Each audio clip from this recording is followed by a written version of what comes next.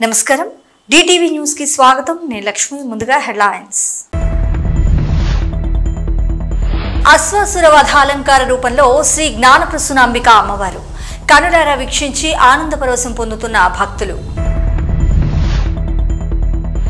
మద్యం దరఖాస్తులు వేయడానికి భయపడుతున్న వ్యాపారులు వాటాలు కావాలని కూటమి నాయకులు బెదిరిస్తున్నారంటున్న మాజీ మంత్రి అంబటి కాంగ్రెస్ నేత ఫిరోజ్ ఖాన్ పై ఎంఐఎం కార్యకర్తల దాడి ఇరు వర్గాలను చెదరగొట్టి పరిస్థితిని అదుపులోకి తీసుకొచ్చిన పోలీసులు దక్షిణ కైలాస మహాపుణ్యక్షేత్రంలో శ్రీ జ్ఞానప్రసూనాంబికాదేవి అశ్వాసుర వధ అలంకార రూపంలో భక్తులకు దివ్యదర్శన భాగ్యాన్ని అనుగ్రహించారు. అమ్మవారు అశ్వాసుని వధింపు అలంకారంలో కనిపించి భక్తులకు కనువిందు చేశారు. శ్రీకాళహస్తి రోజున ఆలయంలో 5వ రోజు దేవేరి శ్రీ జ్ఞానప్రసూనాంబిక అమ్మవారు అశ్వాసుర వధింపు రూపంలో ఉత్సవ కార్యక్రమంలో భక్తులను అలరించారు.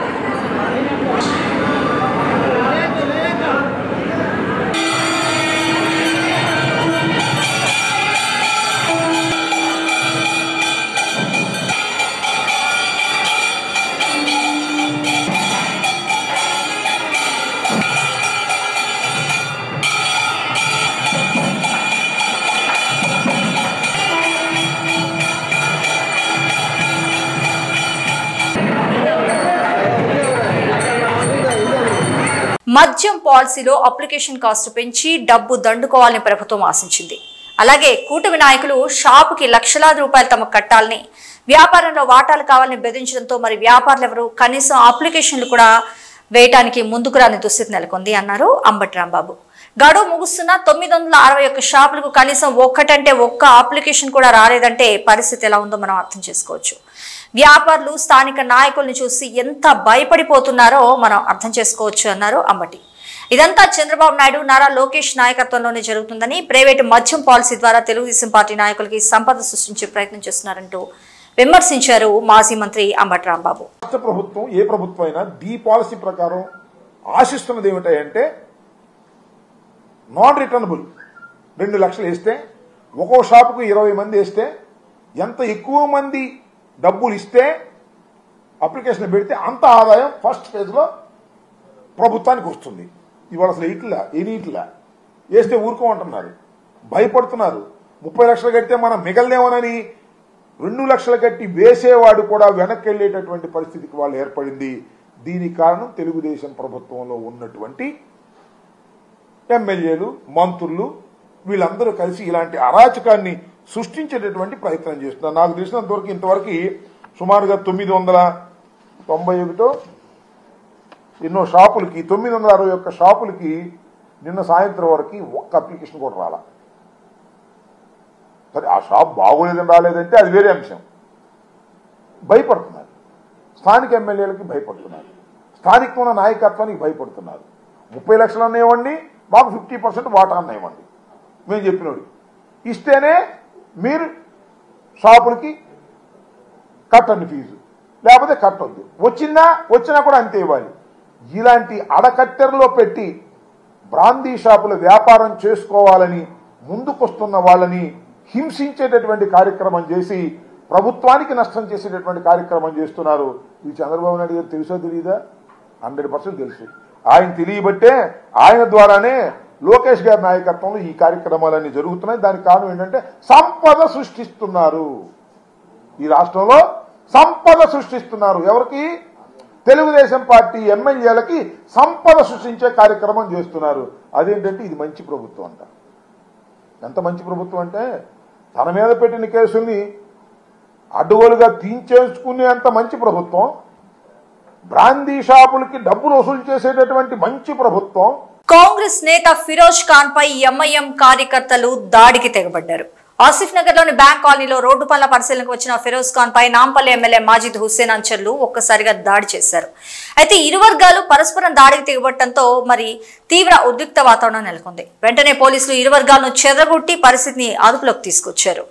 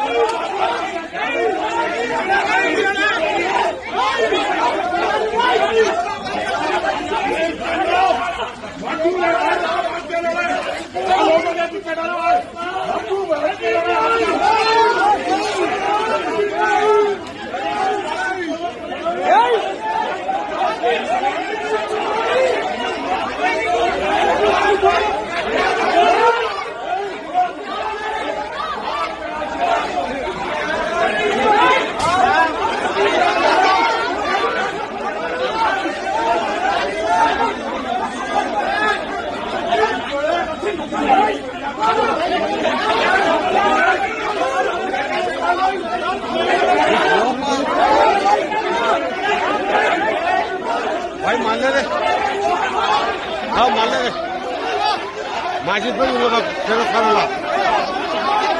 हाँ दोनों मान ले।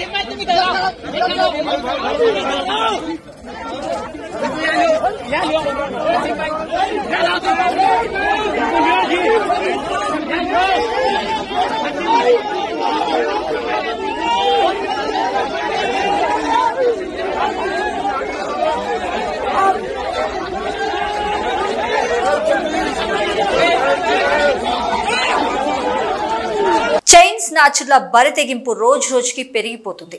సులభంగా డబ్బు సంపాదన చేసుకోవడానికి అడ్డదారులు తొక్కుతూ సామాన్యులను తీవ్ర ఇబ్బందులకు గురి చేస్తున్నారు వారు. తాజాగా కాకినాడ జిల్లా తునిలో రోడ్డుపై నడుచుకుంటూ వెళ్తున్న ఒక మహిళ మెడలోంచి బంగారు గొలుసును దొంగలించేశారు దుండుగులు. బైక్ పై వచ్చి ఒక వ్యక్తి ఆగగా మరోవైపు అటుగా వస్తున్న ఓ వ్యక్తి ఆ మహిళ మెడలో నుంచి గొలుసును లాక్కొని వెళ్తున్న దృశ్యాలు అక్కడి సీసీటీవీ ఫుటేజ్ లో స్పష్టంగా రికార్డ్ అయ్యాయి. మరి దుండుగుల ఆట పోలీసులు ఏ విధంగా కట్టిస్తారో వేచి చూడాల్సిందే. భారీ వర్షాలు వరదల కారణంగా దెబ్బతిన్న మౌలిక వసతుల పునరుద్ధరణ మరియు మరమ్మతుల పనులకు మరి 11,713 కోట్ల సత్వర నిధులు వెంటనే విడుదల చేయాలని కేంద్ర హోంశాఖ మంత్రి అమిత్ షాకు ముఖ్యమంత్రి రేవంత్ రెడ్డి విజ్ఞప్తి చేశారు. అమిత్ షాని ఢిల్లీలో కలిసి వరద నష్టంపై సమగ్రమైన నివేదికను అందించారు. ఆయన తగిన విధంగా ఈ సందర్భంలో ప్రజలను ఆదుకోవాలని విజ్ఞప్తి చేశారు. తిరుమల లడ్డు వ్యవహారంలో వివాదాస్పద వ్యాఖ్యలు చేశారంటూ పంజాగుట్ట పోలీస్ స్టేషన్ లో ఫిర్యాదు చేశారు కేఏ పాల్. పవన్ వ్యాఖ్యల వల్ల సమాజంలో తీవ్ర అశాంతి వాతావరణం నెలకొందంటూ ఫిర్యాదులో పేర్కొన్నారు కేఏ పాల్. తన ఫిర్యాదు ఆధారంగా విచారణ చేసి ఎఫ్ఐఆర్ నమోదు కావాలంటూ ఆయన కోరారు. పవన్ కళ్యాణ్ ఈ మధ్యన మాట్లాడుతున్న తిరుపతి లడ్డు కార్యక్రమం ఏంటి, డెరాగటరీ స్టేట్మెంట్స్ ఏంటి, ఇన్సైటింగ్ అని 14 సెక్షన్స్ 14 సెక్షన్స్తో నేను అఫీషియల్గా పంజాగుట్ట పోలీస్ స్టేషన్ అండర్లోనే ఇక్కడ ఆపోజిట్ కాలనీ అమెరికా ఉంటున్నాను కాబట్టి నేను వచ్చి మీకు అఫీషియల్గా కంప్లైంట్ ఇస్తున్నాను. ఇమీడియట్గా ఆయన్ని ఇన్వెస్టిగేషన్ చేయమని, based on the sections FIR file చేయమని, తర్వాత అరెస్ట్ చేయమని. ఇది మీకు ఇచ్చిన action copy to the president of India, prime minister of India, chief justice of India, home minister of India, governor of Andhra Pradesh, speaker of the assembly Andhra Pradesh, CBI central bureau investigation వీరికి కాపీలు పంపిస్తున్నాం. మీరు దీన్ని ఎఫ్ఐఆర్ చేసి నాకు ధన్యవాదాలు. ఏపీ సీఎం చంద్రబాబు నాయుడిని కలిశారు బీఆర్ఎస్ ఎమ్మెల్యేలు మల్లారెడ్డి, మరి రాజశేఖర్ రెడ్డి, మాజీ ఎమ్మెల్యే తీగల కృష్ణారెడ్డి. త్వరలోనే టీడీపీలో చేరి తెలంగాణలో టీడీపీకి పూర్వ వైభవం తీసుకొస్తామని అంటున్నారు తీగల కృష్ణారెడ్డి. చంద్రబాబు నాయుడు వల్ల హైదరాబాద్ లో అభివృద్ధి జరిగిందని, తిరిగి టీడీపీ జెండా తెలంగాణలో ఎగరేస్తామంటూ చెప్పుకొచ్చారు. ఆయన ఎన్నో కష్టాలు పడి ముఖ్యమంత్రిగా మరొకసారి చంద్రబాబు నాయుడు గారు ఆంధ్రప్రదేశ్ ముఖ్యమంత్రిగా కావడం మాకు అందరూ కూడా సంతోషమైన విషయం. ఆనాడు ఎన్టీ రామారావు పాలన మళ్లీ రావాలని, ఈ తెలంగాణలో కూడా మళ్లీ ఎన్టీ రామారావు ఏ విధంగానైతే పేద బడుగు వర్గాల ఆశాజ్యోతిగా నిలిచాడో ఆ విధంగా తేవాలన్న ఉద్దేశంతో ఈరోజు వారిని కలవడం జరిగింది. అంతేకాదు ఈరోజు హైదరాబాద్ నగరం ఇంత సుందర నగరంగా తీర్చిదిద్దామంటే ఆనాడు నన్ను మేయర్గా చేసిన చంద్రబాబు నాయుడు గారు, ఆయన ముఖ్యమంత్రిగా ఉన్నప్పుడే హైదరాబాద్, సికింద్రాబాద్, హుస్సేన్ సాగర్తో పాటు ఈరోజు సైబరాబాద్ సిటీ తీసుకొచ్చింది కూడా చంద్రబాబు నాయుడు గారు. దానికి ఎవరు కాదనలేదు, సాక్ష్యం నేనే. ఈ హైదరాబాద్ నగరంలో clean and green the best city award, the best tourism award తీసుకొచ్చింది కూడా చంద్రబాబు నాయుడు గారు. అయితే ఈ మధ్య కాలంలో తెలంగాణ అంశం వచ్చి మరి ఏం జరిగిందో మనం అందరం చూస్తూనే ఉన్నాం.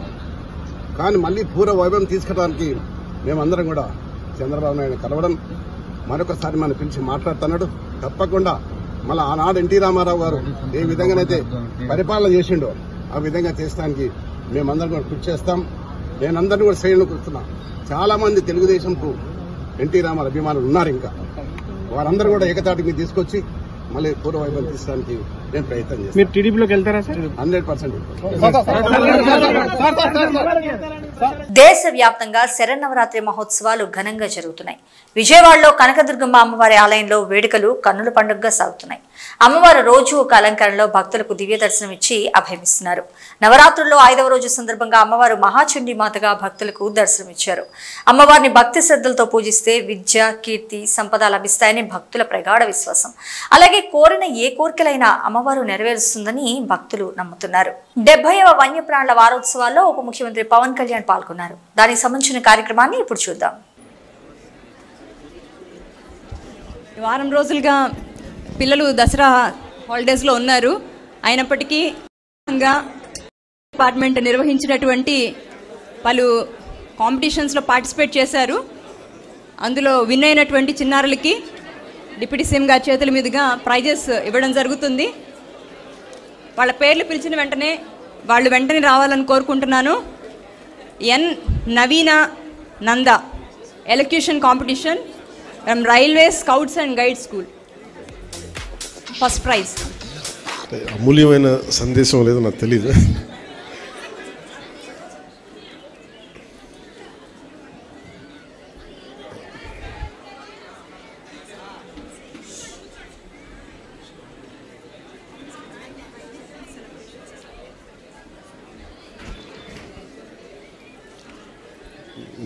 దేవీ నవరాత్రుల సమయంలో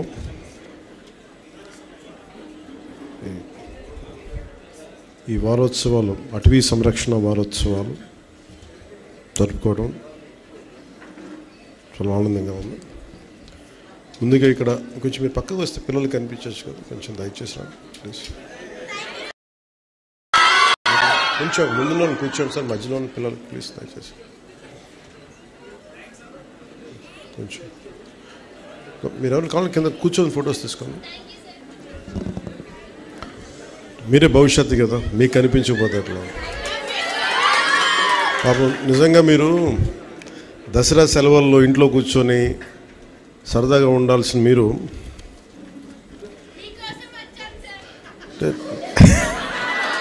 అలాగే అంటే నేను కూడా మీరు వస్తున్నారని మీకోసం వచ్చాను. దేనికి తపన పడతా ఉంటే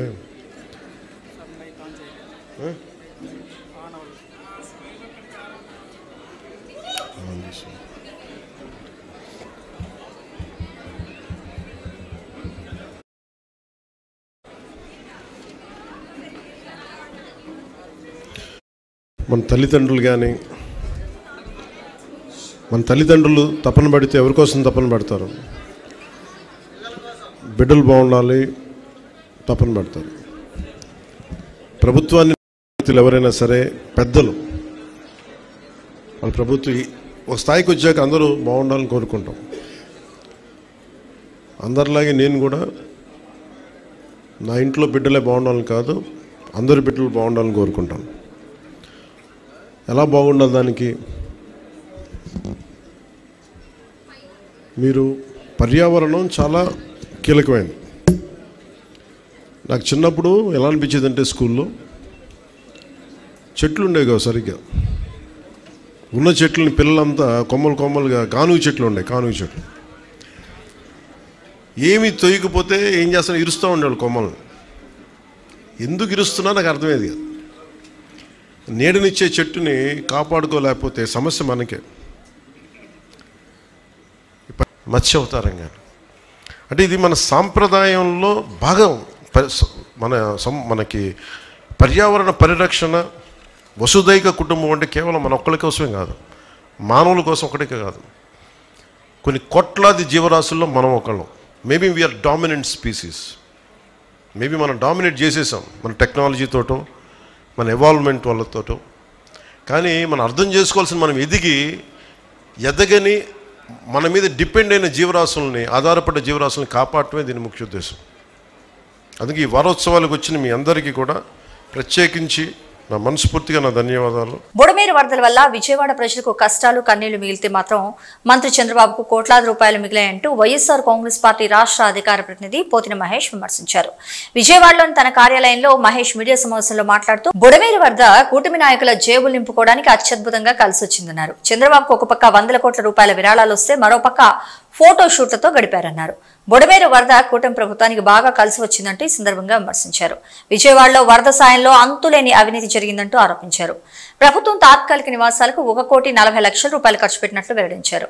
ఆహారం కోసం 368 కోట్ల రూపాయలు ఖర్చు పెట్టారంటూ పేర్కొన్నారు. కనకదుర్గమ్మ అమ్మవారు, ద్వారకా, తిరుమల, సింహాచలం నుంచి కూడా భోజనాలు వచ్చాయని ముఖ్యమంత్రి చంద్రబాబు స్వయంగా ప్రకటించిన విషయాన్ని ఈ సందర్భంగా ఆయన గుర్తు చేశారు. దేవుళ్లు వరద బాధితులకు భోజనాలు పెడితే చంద్రబాబు నాయుడు మరి 368 కోట్ల రూపాయలు పందికొక్కులా బొక్కేశారంటూ ఘాటుగా విమర్శించారు. మంచినీళ్ల కోసమే కేవలం 26 కోట్లు ఖర్చు పెట్టినట్లు లెక్కలు చూపించారంటూ తెలిపారు. ఒక్కొక్క బాటిల్ 20 రూపాయలు చొప్పున 26 కోట్లకు 1,50,00,000 పైగా బాటిల్స్ వస్తాయని లెక్కలు చెప్పారు. 6 లక్షల మంది వరద బాధితులు ఉన్నప్పుడు 10 రోజులకు గాను 60 లక్షల బాటిల్స్ మాత్రమే కావాల్సి ఉంటుంది అంటూ ఎద్దేవా చేశారు. తమ అధినేత వైఎస్ జగన్మోహన్ రెడ్డి వరద బాధితులకు 1 కోటి రూపాయల విరాళం ఇస్తే కళ్ళు లేని కబోదులకు ఏమాత్రం కనపడలేదంటూ దుయ్యబట్టారాయన. తాము మంచినీళ్లు, పాల ప్యాకెట్లు ఇచ్చామంటూ కూడా వెల్లడించారు. అందరికీ నమస్కారం. విజయవాడ నగరానికి బుడమేరు వరద వచ్చిన తర్వాత, బుడమేరు వరద వలన విజయవాడ నగర ప్రజలకి కష్టాలు కన్నీళ్లు మిగిలితే చంద్రబాబు నాయుడు గారికి, తెలుగుదేశం పార్టీకి, కూటమికి మాత్రం కోట్ల రూపాయలు మిగిలాయి. ప్రజలకేమో కష్టాలు కన్నీళ్లు మిగిలాయి. చంద్రబాబు నాయుడు గారికి, తెలుగుదేశం పార్టీకి, కూటమి నాయకులకేమో కోట్ల రూపాయలు మిగిలాయి. బుడమేరు వరదల వలన విజయవాడ నగర ప్రజలు ఆర్థికంగా వేల కోట్ల రూపాయలు నష్టపోతే తెలుగుదేశం పార్టీ నాయకులకు మాత్రం బాగా కలిసొచ్చి వాళ్ళ జేబులు నింపుకునేటువంటి అవకాశం అద్భుతంగా కల్పించింది. ఈ సంఘటన చూసిన తర్వాత మా అందరికి అనిపించింది, బుడమేరు వరద బాబు గారికి కలిసి రావడానికే వచ్చిందేమో అనిపించింది మాకైతే. చంద్రబాబు నాయుడు గారికి 100 కోట్ల రూపాయలు మిగల్చడానికే బుడమేరు వరద విజయవాడ నగరాన్ని ముంచెత్తింది అనిపించింది. ఎందుకు ఈ మాట చెప్తున్నానంటే, మీరు చూశారు, బుడమేరు వరద వస్తే చంద్రబాబు నాయుడు గారికి ఒక పక్కన ఫోటోషూట్లో, మరొక పక్కన విరాళాల వరద. 100 కోట్ల రూపాయలు మరి చంద్రబాబు నాయుడు గారికి తీసుకొచ్చి ఇచ్చారు. ఎక్కడైనా చూడండి ఫోటోషూట్లే బాబు గారి. మనకి